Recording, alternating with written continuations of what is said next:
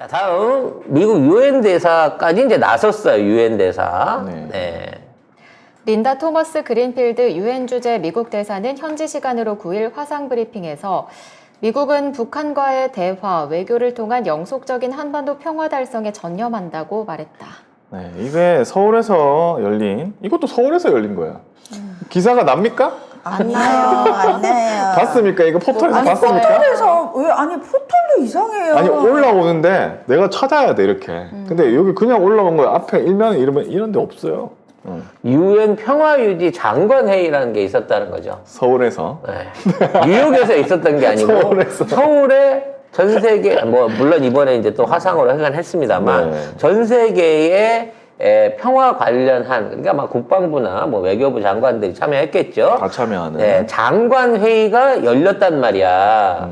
그래서 거기 안에서 한반도 평화가 중요하다고 말을 하고 있어. 네. 유엔 대사가 말할 정도 물론 미국의 입김이긴 하겠지만 이제 전 세계가 한반도의 평화에 대해서 관심을 갖고 지원을 해야 됩니다라는 얘기가 나오고 있어. 이러면 진짜 밥 다 된 거예요.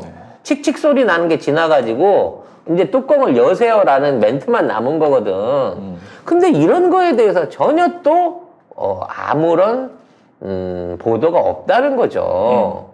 그래서 요거 하나 가져와 봤고.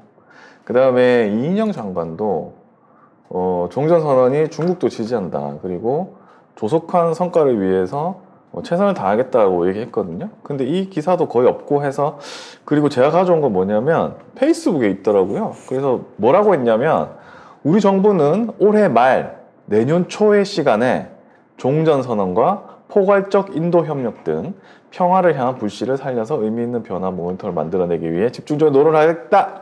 이렇게 얘기를 했습니다. 그러니까 아예 종전선언 자체를 올해 말과 내년 초라고 못을 박았어. 통일부 장관이. 시기를 네. 언급한 발언은 정부 당국자 발언은 이인영 장관이 처음인 거예요. 네. 역시 올해 말인데 올해 중순에 해주시면 안 될까요? 제가 20만 원이 걸린 일이 있어가지고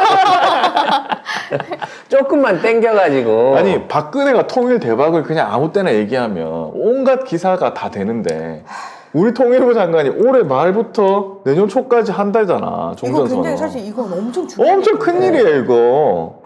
이 시리즈 세트를 완전히 언론은 파묻어 버렸다니까 이거를. 참, 네, 그렇습니다. 이거는 또 이런 얘기는 기사도 아예 안 나와. 페이스북에 가서 내가 봤어. 지금 통일부 페이스북에. 야 있어. 대통령 나와도 안 나오는데 유엔 대사 나왔다고 나오겠냐 지금 이게? 유엔 대사도 안 나오고 대통령도 안 나오고 통일부 장관도 안 나오는 포털. 네, 그렇습니다. 자 이런 와중에 웃기는 기사 하나 나왔습니다. 네, 자 이게 바람 빼려고 올린 기사 같은데. 바람 빼려고 한 기사죠.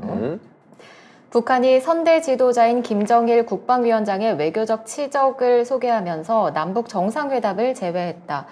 비록 선전 매체 보도지만 북한의 남한에 대한 실망감이나 불신이 여전하다는 해석이 이거 나온다. 진짜 웃긴 게 뭔지 알아요?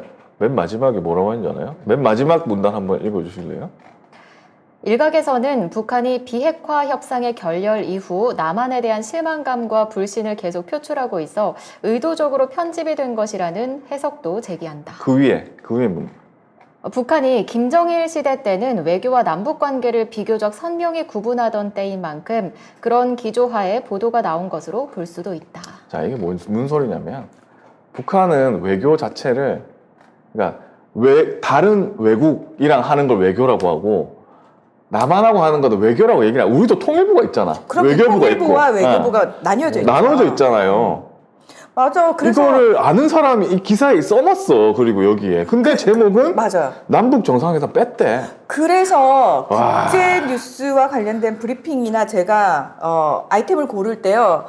남북 문제는 제가 빼요. 그렇지 그건 우리나라 안의 문제니까. 네, 그거는 딴 나라가 아니잖아. 그건 국내 정치 평론가들이 주로 하는 거고 저는 사실 남북 문제를 얘기는 안 해요. 왜냐하면 국제 정치는 그 부분이 국제 정치로 들어가지 않으니까. 그러니까요. 우리나라 헌법에도 우리나라 영토는 한반도와 그 부속 도서란다. 도서예요. 한반도 전체라고 남한만 우리 영토라고 말한 적이 없어. 근데 외교 부분 안에서 남북 대화를 뺐기 때문에 삐진 것이다. 그러니까 기사를 그렇게 써놨는데 밑에 보면 그걸 알고 있는 사람이야, 기사는. 그걸 아는 사람이. 근데 제목을 이런 식으로 빼놨어요. 그러네. 그러면 제목만 보는 사람 이 댓글 가관이거든요. 이거 봐라, 북한 믿으면 안 된다, 뭐. 아, 이런 댓글이 있어. 댓글 뭐라 그러냐? 의구 그래도 무는 또 머리 팍 숙여 조아려 보겠지? 이런 쓰레기 같은. 저 이런 거는 꼬박꼬박 싫어요와 함께 신고를 하거든요. 네. 네. 엉망진창이다. 오랜만에 보는 벌레네요. 네, 벌레가 나왔어. 놀다가. 자, 근데 이게 이제 왜 김정은에 대한 내용들을 외교적인 치적들을 얘기했냐라는 부분도 내부적으로 분석해 볼 필요가 있어요. 김정일. 아, 김정일. 여기네. 네, 그래서 김정일이 했던 대표적인 회담이 2002년 고이즈미 주니치로. 네, 지금 그 총리죠. 전 총리죠. 고이즈미 주니치라고 했던 정상회담이 있거든요. 요게 뭐였냐면, 북일 수교를 전제로 해갖고 50억 불 받기로 했던 일종의 밀약이었어요. 요때 그 관방장관으로 따라왔던 게 아베거든요. 아하. 그래서 아베가 요때부터 뭔가 자기가 남북 문제에 있어서는 해결책을 갖고 있는 것처럼 정치적 스탠스를 취했는데 20년 동안 된 게 없는 거야. 그 다음에 빌 클린턴이에요. 빌 클린턴이 왔던 것도 그 당시 뭐였냐면 이제 핵 실험이 계속되고 긴장 위기가 조성되니까 이제 핵 확산 금지나 아니면 거기에 관련된 이제 내부적인 걸 해보자라는 얘기였고 그 다음이 사실 그거 두 개 말고는 대외적으로 큰 회담을 벌였다고 볼 수 있는 게 없습니다. 그러니까 사실 외교 치적이 없는 거거든. 그러니까 북한이 이걸 설명한 거는 없었다는 거야. 하지만 이제 본격적으로 외교 무대에 김정은 수령이 등장한다라는 걸 비교해 보기 위해서 우리 선대에는 이것밖에 못했지만 김정은은 이제 세계에 내놓을 수 있는 조선의 대표적인 지도자로서 외교 활동을 한다라는 목적으로 쓴 기사거든. 왜?